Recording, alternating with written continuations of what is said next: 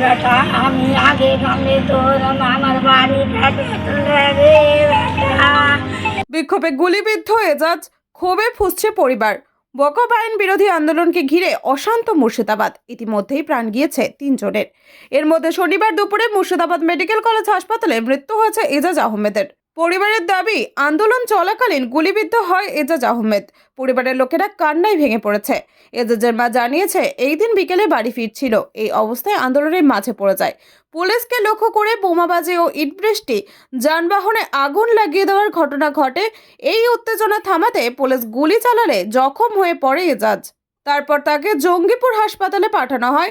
শারীরিক অবস্থার অবনতি হলে মুর্শিদাবাদ মেডিকেল কলেজ হাসপাতালে পাঠানো হয়। গতকাল চিকিৎসা চলাকালীন মৃত্যু হয়েছে তার। আজ তার মৃতদেহ ময়নাতদন্তের জন্য মুর্শিদাবাদ মেডিকেল কলেজ হাসপাতালে পাঠানো হয়েছে।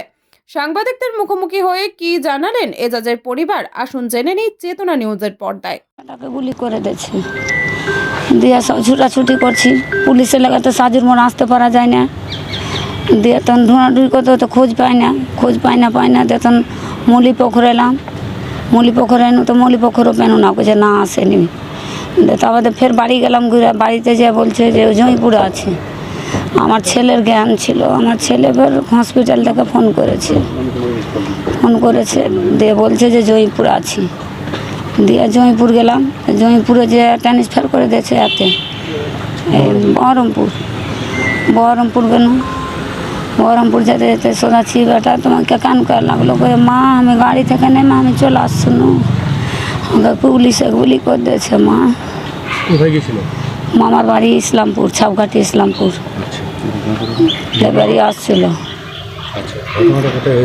সাজুর মোড়ে, হ্যাঁ, পেট্রোল পাম্পের কাছে, ধলার মানিকপুরের মিডিলে। হ্যাঁ ওখানে করে। কি চাইছেন এখন? কি চাইছেন? এরকম একটা ঘটনা ঘটলো আপনার ছেলে, কি চাইবো? আমাকে কি পুলিশের কি শাস্তি কি হবে, যে আমি কি শাস্তি চাইবো? ক্ষতিপূরণ ওর একটা মেয়ে আছে, একটা মেয়ে আছে, এক বছরের মেয়ে আছে। ওই মেয়েটার দায়িত্বটা কে নিবে? সরকার নিবে। সরকারের যদি ওটা কিছু কিছু এসডিপিআই নেতা আছে, ওখানে সব উস্কানি দিচ্ছে যে আপনার আন্দোলন করতে হবে। আরে ভাই, আন্দোলন করবি তোরা, আগে আয়, সামনে আয়, তাতে তো শান্তিভাবে আন্দোলনটা হবে। তোরা বলে দিচ্ছিস যে আন্দোলন করো, অকাবল্যের জন্য আন্দোলন করো, আমাদের মুসলিমের সম্পদ চলে যাচ্ছে। তো তোরা তো সামনে যাচ্ছিস না ভাই। ওই 15-20 বছরের ছেলেকে পাঠিয়ে দিচ্ছিস। এই যে ওই ছেলেটার বাবা হারিয়ে গেল, তো ওই ছেলেটার বাবার কে ছেলেটার দায়িত্ব কে নেবে? ওরা নিবে?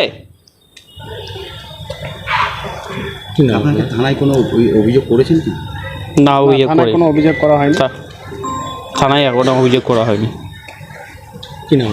হায়দার আলী।